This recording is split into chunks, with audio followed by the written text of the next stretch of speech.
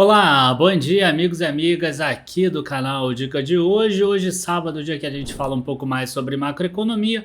E você que me conhece há muito tempo sabe que eu gosto muito de operar ciclos na Bolsa de Valores.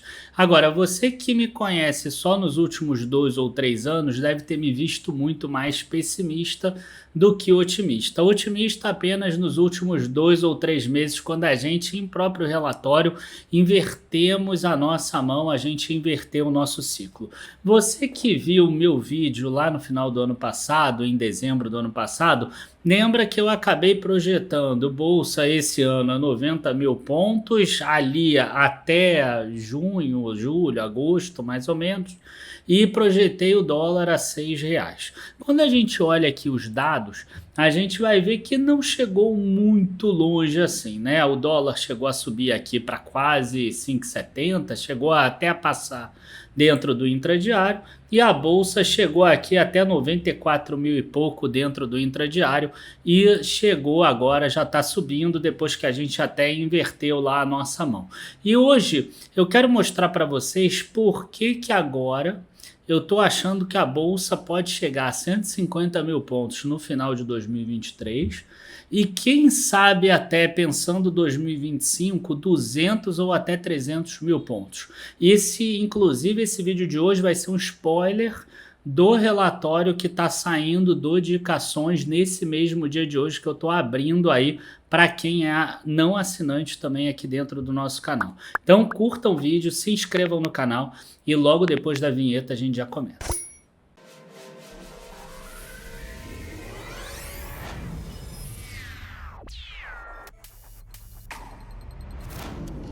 Bom, pessoal, antes da gente começar aqui, eu quero aproveitar para fazer um disclaimer, né?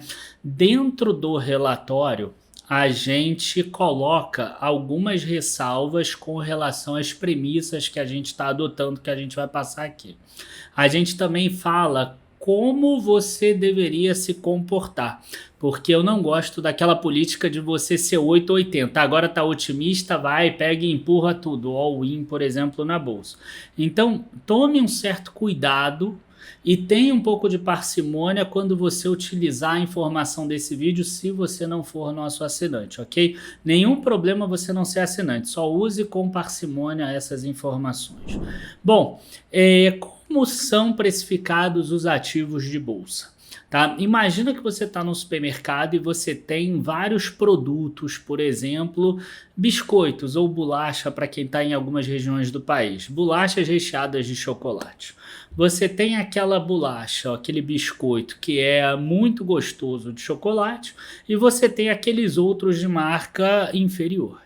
Então, vamos imaginar que aquela determinada bolacha de marca inferior custa R$2 o pacote e o outro custa 4. Então quer dizer, se você tiver R$2, você come biscoito de chocolate, certo? Mas para você comer o melhor, você precisa gastar R$4. Então, como é que eu penso o mercado e como é que são precificados os ativos? Né? Você tem aquela linha de corte, que é aquela linha menor, que é a renda fixa. Né? Então, esse valor de corte da renda fixa é o mínimo que qualquer pessoa estaria disposta a receber para investir em bolsa de valores. E aí, qual é esse valor hoje mínimo da renda fixa? Tá? Vão ter várias formas de você observar isso. Eu, particularmente, gosto de pegar aqui o IPCA 2035. Embora esse título embuta algum risco, isso faz com que as minhas precificações sejam um pouco mais conservadoras, vamos dizer assim, porque eu já trabalho com taxas livres de risco maior. Então, a gente tem aqui que hoje 5,56%.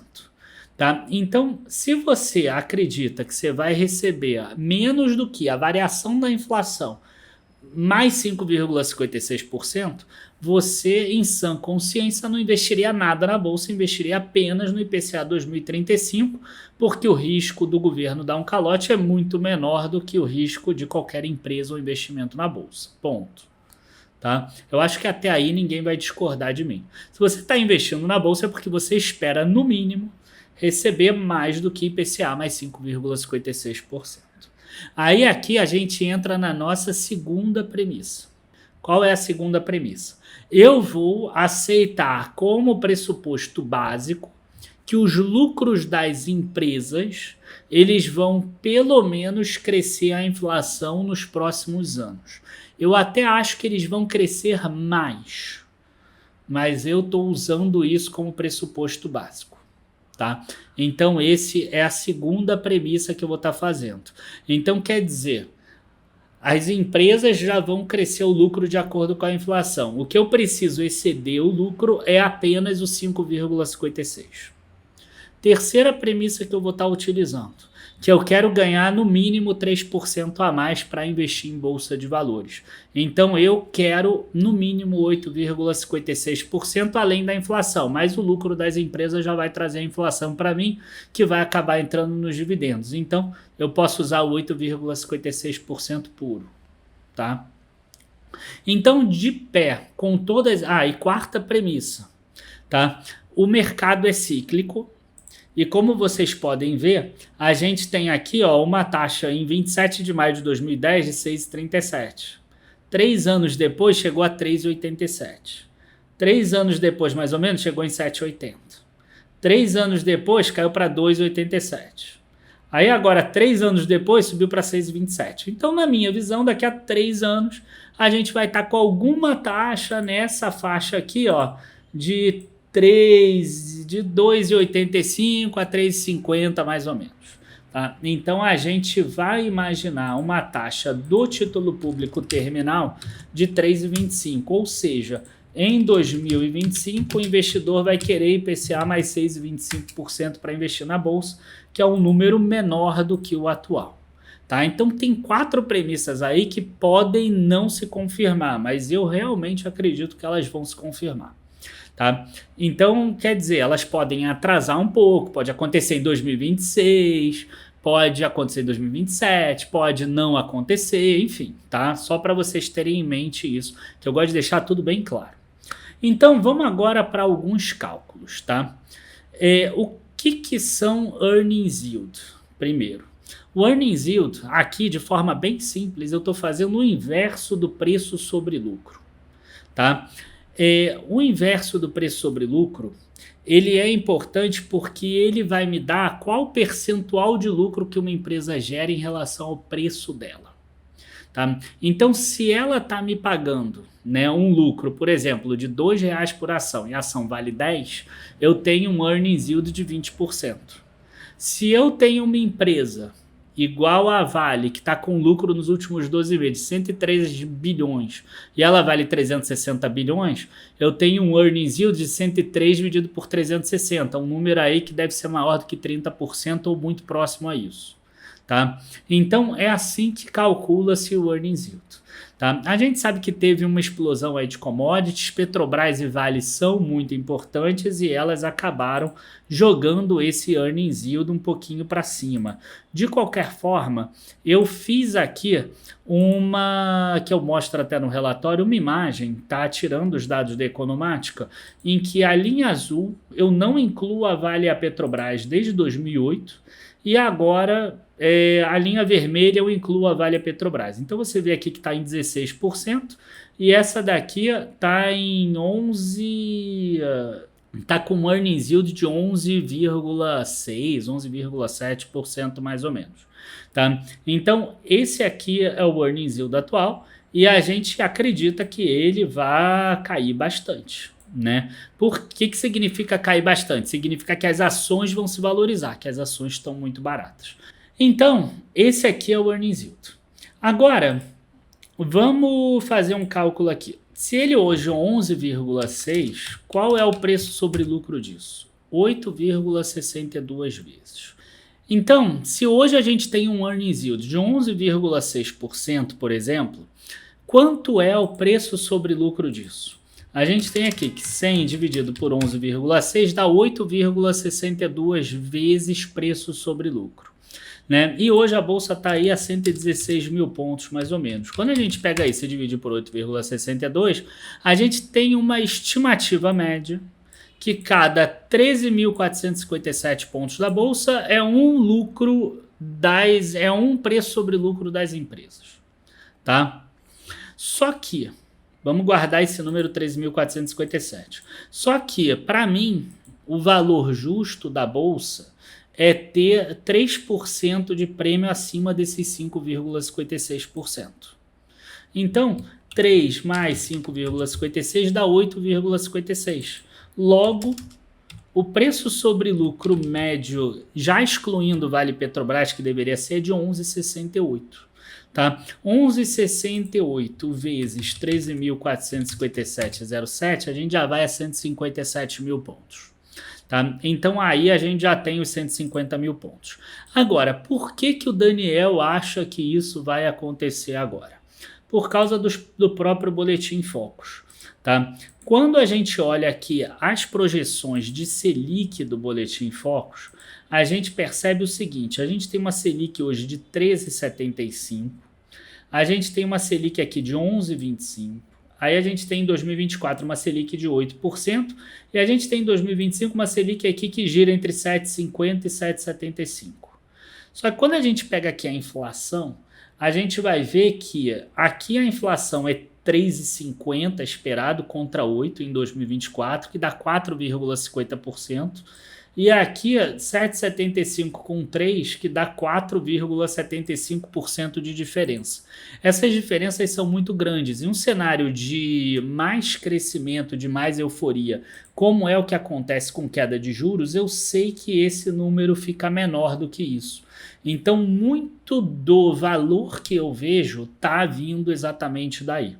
E aí, no relatório mesmo, eu acabo fazendo algumas outras avaliações também.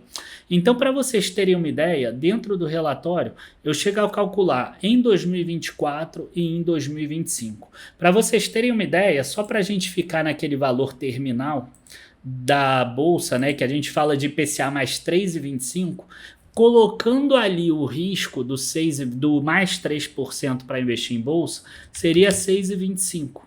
Né? Então, se eu pegar 100 dividido por 6,25, a gente teria um preço sobre lucro de 16 vezes para investir na Bolsa Brasil, que é muito igual ao que era em 2019, mas isso para 2025. Se a gente pegar isso e multiplicar por 13.457,07, a gente tem um valor de 215 mil pontos quando? Para 2025. Tá? Se você pegar 215 mil pontos e dividir por 116 mil pontos hoje, a gente está falando de uma alta de 85% no total. É importante que vocês entendam que, por enquanto, eu não coloquei nenhum crescimento. Tá? Então, quando a gente não coloca crescimento, a Bolsa já tem 85% para crescer somente pela alta de juros. Tá? Agora, se a gente ainda incluir algum crescimento, eu consigo chegar a esses números aqui que vão estar no relatório de hoje com uma ou outra variaçãozinha, porque eu estou gravando um dia depois, já variou um pouquinho os valores. Mas enfim, a gente tem aqui, ó, se os lucros das empresas, que é mais improvável, crescer 10% ao ano ao longo desse período, a Bolsa poderia chegar a 301 mil pontos em 2025, supondo IPCA mais 3,25 no IPCA 2035 e supondo também um preço sobre lucro de 16 vezes na Bolsa em 2025, com taxa de juro ali próxima a 7%, alguma coisa nesse sentido. Então, quer dizer, um cenário bem otimista aqui levaria a Bolsa, inclusive, a 301 mil pontos em 2025. Só para vocês terem uma ideia, isso aqui significaria 159% de alta no índice. Tá? E se a gente imaginar que são 3 anos de diferença, arredondando, falta 3 anos e um pouquinho, daria 37,5% de alta em média ao ano, e que é muito parecido com o que a gente viveu ali em 2016, 17, 18 e 19. Pode ser que isso aconteça usando também o 26, né? Isso aí é um pouquinho aberto, mas a questão é, a gente entrando num ciclo de queda de juros, bolsa pode bater valores muito altos, muito expressivos mais para frente. Eu tenho falado bastante sobre isso. Nos últimos 2 meses, a gente inverteu bem a mão e a gente já ganhou de 95 mil pontos a 116 mil pontos. Tá? Quanto tempo mais a pessoa vai esperar para entrar na bolsa? As pessoas estão esperando assim, eu quero esperar começar a cair os juros, eu quero começar a esperar a eleição, eu quero esperar o cenário internacional. Cara, em 2016, quem esperou perdeu 38% de alta direto ali em 2016. Tá bom? Então, não deixe de aproveitar, porque época de queda de juros traz mais ganho do que época de aumento de crescimento de lucro das empresas, principalmente se você olha ciclo. Se você olhar 10 anos, 20 anos, 30 anos, cara, o lucro é soberano. Né? Porque dentro de 20 anos você teve vários ciclos daqueles. E a gente mostrou isso nesse vídeo de hoje. Agora, se você tá aí querendo pegar um ganho de 3 a 5 anos mais ou menos, ciclo de baixa de juros é agora. Depois o próximo, não sei, deve ser lá em 2027, 2028. Estou falando isso antecipadamente, porque quando já tiver caído o juros, já vai ser tarde. Não é que vai ser tarde, você vai perder, igual o cara que investiu no final de 2016, quando começou a cair o juro, perdeu 38% da alta que teve lá de 160% da outra vez. Né? Se você pegar 38% a mais, você vai ver que você vai ter crescido 80 e poucos por cento, é bacana também.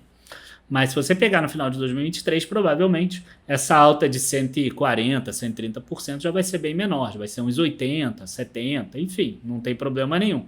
Tá? Lembrando que o nosso cenário base não é esse de 300 mil pontos, nosso cenário base está entre o 300 mil e aqueles 215, 220 mil que a gente calculou agora, mas o que importa é a gente saber que existe um potencial de crescimento bastante grande na bolsa para quem tiver essa paciência dos próximos períodos.